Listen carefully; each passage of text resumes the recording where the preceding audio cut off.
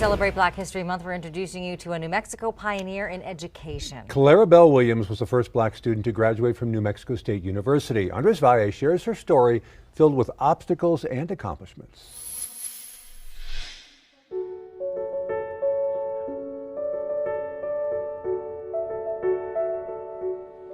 At New Mexico State University. People just pass by and go, it's just another name on a building. But that name has a story. Who is Clara Belle Williams?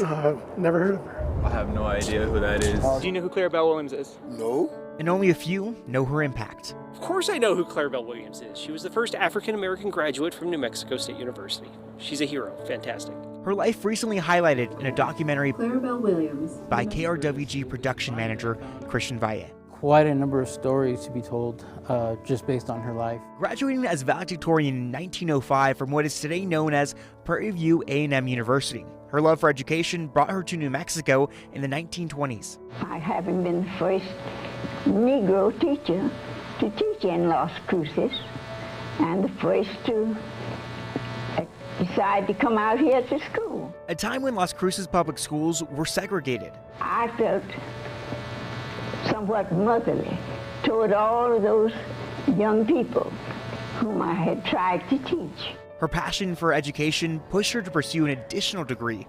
Williams enrolled at New Mexico College of Agriculture and Mechanic Arts, which later became NMSU. Traditionally, when you come to college, you put your bag down, you pull up a seat, and you get ready to listen to that lecture. Clara Belle Williams didn't get that same luxury. Some of her professors didn't allow her inside the classroom because she was black, so she was forced to listen to the lectures from the doorway of the classroom. Her being seen outside the classroom while she was here getting her education. All while working to raise her 3 children, despite the challenges, she earned her degree in 1937. But that accomplishment wasn't recognized. In the story that was told that people didn't want to walk with an African American either in front or behind them, so they just canceled the whole graduation ceremony. 1937, and Miss Ira Redfro, who still lives, is a retired registrar, gave me the degree through the window at the registrar's office. Williams would continue teaching at Booker T. Washington, which was segregated until 1953. Finally, in 1980,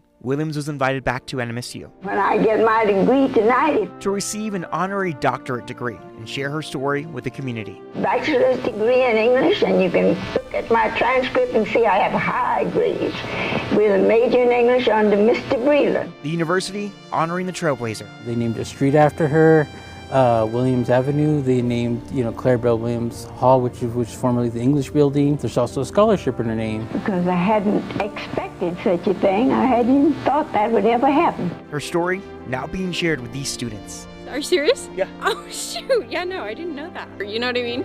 I'm like, nobody tells us about them. We just come here and we're like, they're buildings. And I don't understand why they just segment this small portion for such a steward of a person. So she just kept persevering. She just didn't let all those obstacles really take her down. Andres Valle, KOET, Action 7 News. Williams went on to receive many honors. She died in 1994 at the age of 108. We have posted a link on our website to watch the full half-hour documentary about her. Just click on this story at KOET.com.